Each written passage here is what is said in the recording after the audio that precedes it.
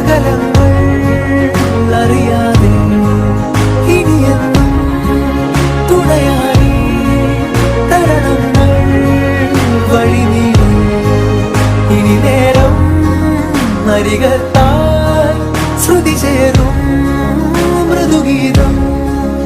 ഇനിയെന്നും വഴികാട്ടാൻ അകലത്തായി ഒരു താരം